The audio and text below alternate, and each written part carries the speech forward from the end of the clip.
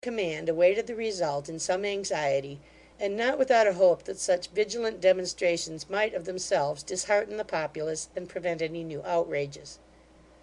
But in this reckoning they were cruelly mistaken; for in half an hour or less, as though the setting in of night had been their preconcerted signal, the rioters having previously, in small parties, prevented the lighting of the street lamps, rose like a great sea, and that in so many places at once, and with such inconceivable fury, that those who had the direction of the troops knew not, at first, where to turn or what to do. One after another new fires blazed up in every quarter of the town, as though it were the intention of the insurgents to wrap the city in a circle of flames, which, contracting by degrees, should burn the whole to ashes. The crowd swarmed and roared in every street, and none but rioters and soldiers being out of doors, it seemed to the latter as if all London were arrayed against them, and they stood alone against the town. In 2 hours 36 fires were raging, 36 great conflagrations; among them the Borough Clink in Tooley Street, the King's Bench, the Fleet, and the New Bridewell. In almost every street there was a battle, and in every quarter the muskets of the troops were heard above the shouts and tumult of the mob. The firing began in the Poultry, where the chain was drawn across the road, where nearly a score of people were killed on the first discharge. Their bodies having been hastily carried into St Mildred's church by the soldiers, the latter fired again, and following fast upon the crowd, who began to give way when they saw the execution that was done, formed across Cheapside, and charged them at the point of the bayonet. The streets were now a dreadful spectacle. The shouts of the rabble, the shrieks of women, the cries of the wounded, and the constant firing, formed a deafening and an awful accompaniment to the sights which every corner presented. Wherever the road was obstructed by the chains, there the fighting and the loss of life were greatest, but there was hot work and bloodshed in almost every leading thoroughfare.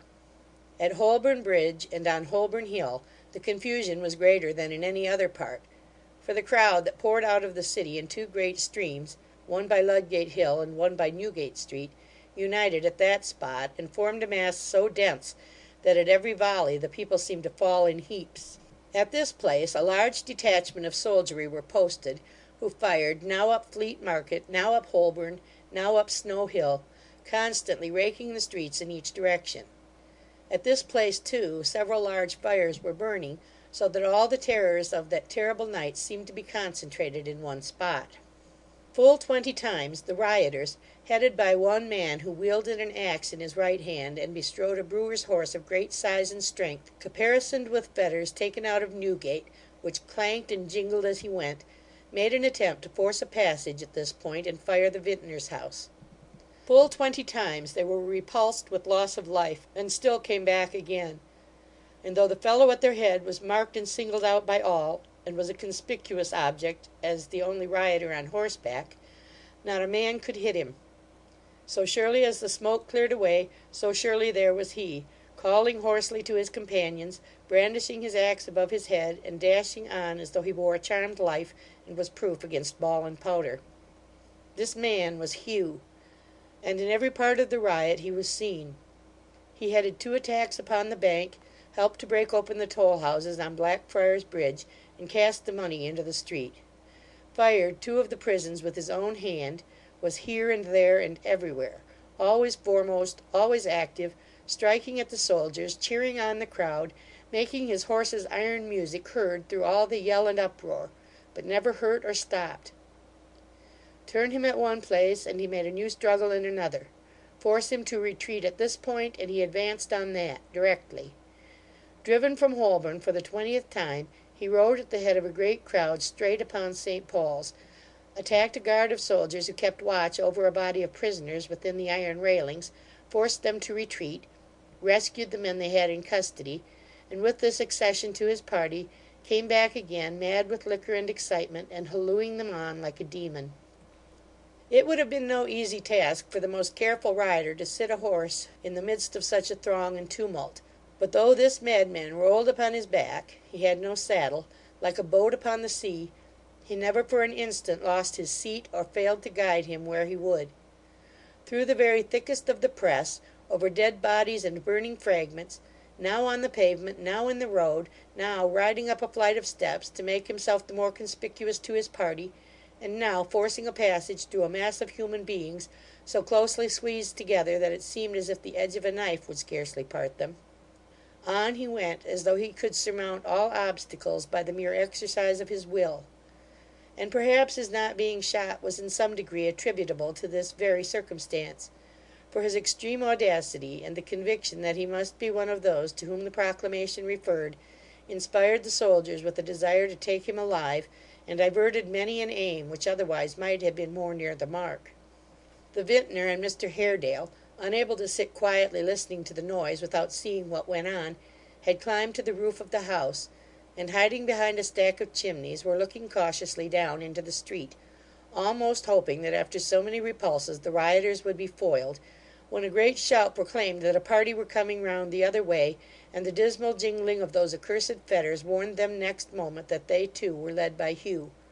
The soldiers had advanced into Fleet Market, and were dispersing the people there, so that they came on with hardly any check, and were soon before the house.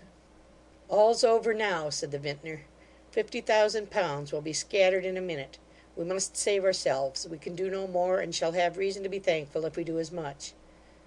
Their first impulse was to clamber along the roofs of the houses, and, knocking at some garret window for admission, pass down that way into the street, and so escape. But another fierce cry from below, and a general upturning of the faces of the crowd, apprized them that they were discovered, and even that Mr Haredale was recognized; for Hugh, seeing him plainly in the bright glare of the fire, which in that part made it as light as day, called to him by his name, and swore to have his life. "Leave me here," said Mr Haredale, "and in heaven's name, my good friend, save yourself. Come on," he muttered, as he turned towards Hugh, and faced him without any further effort at concealment. "This roof is high, and if we close, we will die together." "Madness," said the honest vintner, pulling him back. "Sheer madness. Hear reason, sir. My good sir, hear reason. I could never make myself heard by knocking at a window now, and even if I could, no one would be bold enough to connive at my escape. Through the cellars there's a kind of passage into the back street, by which we roll casks in and out. We shall have time to get down there before they can force an entry. Do not delay an instant, but come with me, for both our sakes. For mine, my dear good sir." As he spoke, and drew Mr Haredale back, they had both a glimpse of the street. It was but a glimpse, but it showed them the crowd gathering and clustering round the house, some of the armed men pressing to the front to break down the doors and windows, some bringing brands from the nearest fire, some with lifted faces following their course upon the roof, and pointing them out to their companions.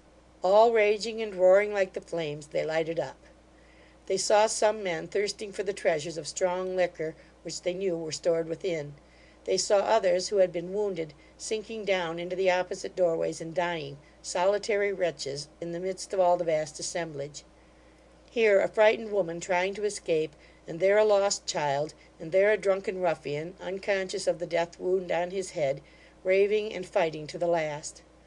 All these things, and even such trivial incidents as a man with his hat off, or turning round, or stooping down, or shaking hands with another, they marked distinctly, yet in a glance so brief, that in the act of stepping back they lost the whole, and saw but the pale faces of each other, and the red sky above them.